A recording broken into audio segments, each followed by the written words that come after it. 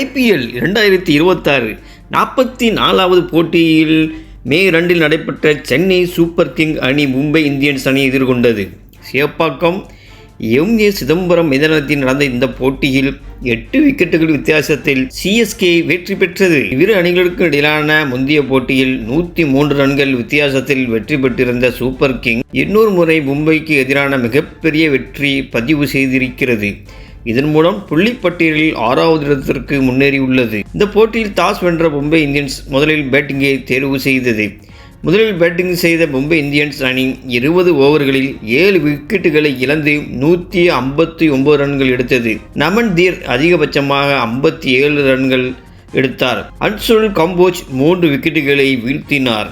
அடுத்து விளையாடிய Chennai super king அணியின் 18.1 ஓவரில் இலக்கை எட்டியது. கேப்டன் ருத்துராஜ் கெய்க்வாட் மற்றும் இளம் வீரர் கார்த்திக் சர்மா ஆகியோர் அரை சதம் அடித்து ஆட்டத்தை முடித்துக் கொடுத்தனர்.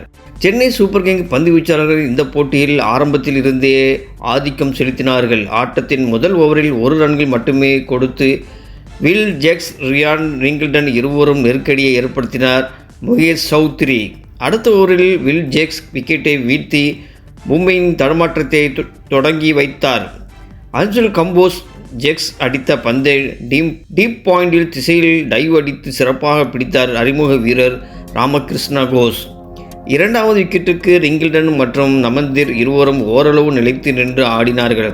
இந்த கூட்டணி 32 பந்துகளில் 58 ரன்கள் எடுத்திருந்த நிலையில் ரிங்கிள்டன் விக்கெட்டை வீழ்த்தினார். நூர் அகமது ரிங்கிள்டன் 37 ரன்களில் எடுத்து அவுட் ஆனார். அடுத்து வந்த சூரியகுமார் யாதவ் ஓரளவு அதிரடி காட்டினாலும் அவரால் பெரிய இன்னிங்ஸ் ஆட முடியவில்லை.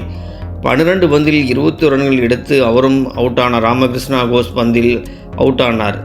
IPL அரங்கில் கோஷ் வீழ்த்திய முதல் விக்கெட்டு இது. சூரியகுமார் யாதவ் அவுட் ஆனாலும் மும்பை இந்தியன்ஸ் அணியின் ரன் விகிதம் வெகுவாக குறைந்தது. மிடில் ஓவரில் CSK ஸ்பின்னர்கள் சிறப்பாக பந்து வீசியதால் மும்பை இந்தியன்ஸ் பேட்டர்களால் பெரிதளவு ரன் சேர்க்க முடியவில்லை.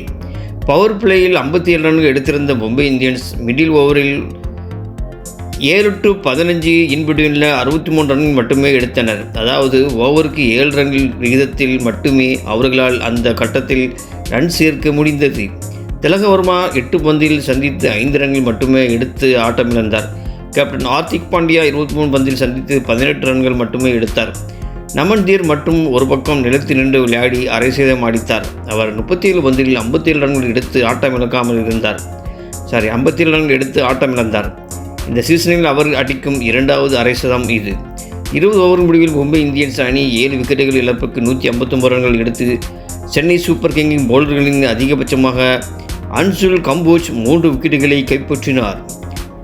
160 ரன்கள் என்ற இலக்கை நோக்கி ஆடிய சென்னை சூப்பர் கிங்கை 2வது ஓவரிலே சஞ்சு சாம்சன் விக்கெட்டை இழந்தது. சஞ்சு சாம்சன் 11 ரன்கள் எடுத்து ஆட்டமிழந்தார்.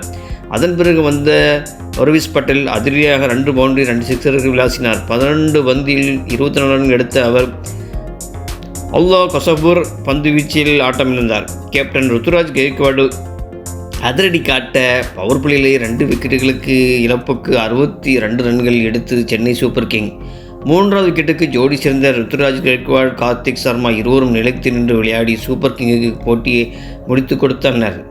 ரகு சர்மாவின் லெக் ஸ்பின்னருக்கு எதிராக மட்டும் நிதானமாக காட்டிய அவர்கள் மற்ற அனைத்து பவுலர்களுக்கும் எதிராகவும் எளிதான ரன் சேர்த்தனர்.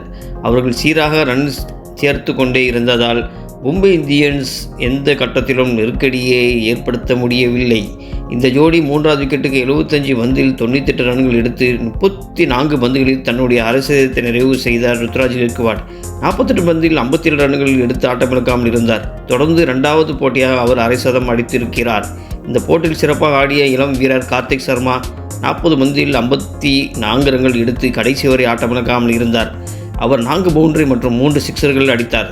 IPL தொடரில் அவர் அடிக்கும் முதல் அரை சதம் இது. இந்த போட்டியில் செயல்பட்டதால் 18.1 ஓவரில் இலக்கை எட்டி 8 விக்கெட்டுகள் வித்தியாசத்தில் வெற்றி பெற்றது சென்னை சூப்பர் கிங்.